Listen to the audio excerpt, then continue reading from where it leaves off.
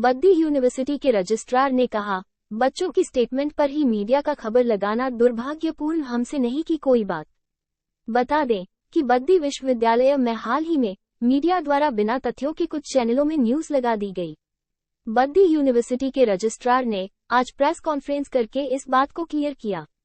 जो पिछले कल बच्चों द्वारा विश्वविद्यालय आरोप लगाए गए हैं वो निराधार है। रजिस्ट्रार ने कहा कि बद्दी विश्वविद्यालय में 2018-19 के शैक्षणिक सत्र से शुरू हुआ था।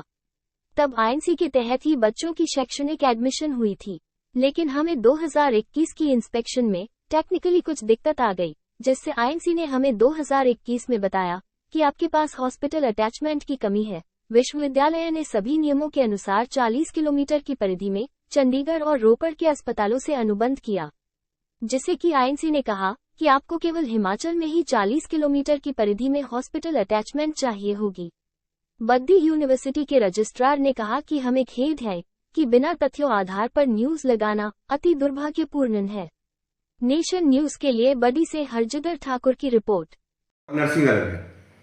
अब नर्सिंग में हमारा जो इशू हुआ था उसमें प्लेसमेंट्स का ऐसा कुछ नहीं। मैंने इनकी प्लेसमेंट्स तो ऑलरेडी इंटरव्यूज 40 हॉस्पिटल में हो चुके हैं बच्चों के, बट जो एग्जाम अभी डिले हुए हैं, प्रोसेस भी कंप्लीट कर लिया है। अब जो हमारा नेक्स्ट प्रोसेस है वो इसमें यही है कि जो बच्चों की प्रैक्टिकल एग्जामिनेशंस की जो कंडक्ट करवाने हैं उसके लिए जो प्रोसीजर रहता है, जो प्रिलिमिनरी डेट शीट इंस्टीट्यूशन द्वारा एचपी यूनिवर्सिटी को प्रोवाइड की जानी थी, वो थ्रू डीन मेडिकल स्टडीज़, वो मेडिकल स्टडीज़ के डीन्स को फॉरवर्ड कर दी गई है। तो उसमें जो नेक्स्ट प्रोसेस है वो जैसे ही अप्रूव होती है तो इनके प्रैक्टिकल के एग्जामिनेशंस भी उसके अकॉर्डिंगली शुरू होंगे। तो जो बच्चों ने आरोप लगाए हैं यूनिवर्सिटी के ऊपर, जी उसके ऊपर क्या कहना चाहते हैं सर? बच्चों के आरोप जो हैं वो बिल्कुल निराधार हैं।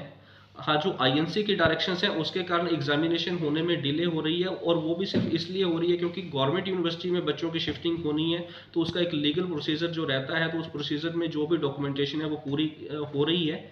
और अब इसका तो अभी सिर्फ माइग्रेशन ही लास्ट स्टेप होता है, और माइग्रेशन इसका लास्ट स्टेप हो गया है। अब जो डिसीजन है,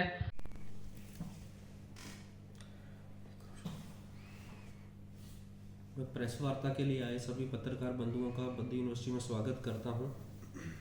और पत्रकार बंधु जो कि बद्दी से आए हैं सबका स्वागत करता हूं। और मैं आप लोगों को जो छात्राओं द्वारा बद्दी यूनिवर्सिटी में जो कल आरोप लगाए गए हैं उसके रिगार्डिंग मैं चाहता हूं कि आपकी जो भी हमसे कोई क्वेश्चंस हैं वो आप हमसे पूछें। सर, सबसे पहले कल जो छात्राओं ने आरोप लगाए हैं कि आपने अपनी वेबसाइट पर हिमाचल काउंसिल के अलावा इंडिया काउंसिल से पंजीकृत है बोर्ड डाला था, और जिस कारण हमने एडमिशनें ली, लेकिन बद्दी यूनिवर्सिटी ने हमारे साथ धोखा किया। क्या ये इस तथ्य पे क्या बोलना चाहते हैं आप? ऐसा नहीं है कि बद्दी यूनिवर्सिटी ने कोई छात्रों के साथ कोई धोखा किया है। एडमिशन का जो एक प्रोसीजर रहता है उस प्रोसीजर को फॉलो किया गया। जो एफिलिएशंस आईएनसी से ली जाती हैं उसका प्रॉपर फॉलो अप किया गया है। तो उस टाइम पे जो आईएनसी की अप्रूवल हमें मिले थे उसके अकॉर्डिंगली ही उसको वहाँ डाला गया था। और जो आईएनसी की कॉन्सिक्वेंट इंस्पेक्शंस होती हैं उन इंस्पेक्शंस में आगे चल के कुछ कमी पाई गई हॉस्पिटल के रिगार्डिंग, तो जिसको आगे चल के उन्होंने हमसे क्लैरिफिकेशन भी मांगी। हमने क्लैरिफिकेशन से सबमिट की, और उसमें जो क्लैरिफिकेशन एक जो थी वो स्पेसिफिकली थी हॉस्पिटल अटैचमेंट की। उनको 2 हॉस्पिटल चाहिए 100 बेडेड हॉस्पिटल्स के विद इन द टेरिटरी जी। और हम हरियाणा पंजाब के बॉर्डर पे बद्दी में सिचुएटेड हैं इंस्टीट्यूट, तो हमारा जो टाइप था वो बद्दी में भी था और चंडीगढ़ में भी था। बट जो आईएनसी की इंस्पेक्शंस हैं उसमें ये क्लैरिफिकेशन में उन्होंने ये बताया कि जो आपके आउटसाइड द स्टेट हॉस्पिटल्स हैं वो इसमें काउंट नहीं होंगे। और बद्दी में जैसा आप सबको पता है कि हिली एरिया और बद्दी रीजन में 100 बेडेड हॉस्पिटल नहीं अवेलेबल हैं। तो इसके चलते उन्होंने जो हमारा है जो एक बार जो है वो विड्रॉ किया इसको अप्रैल 2022 में।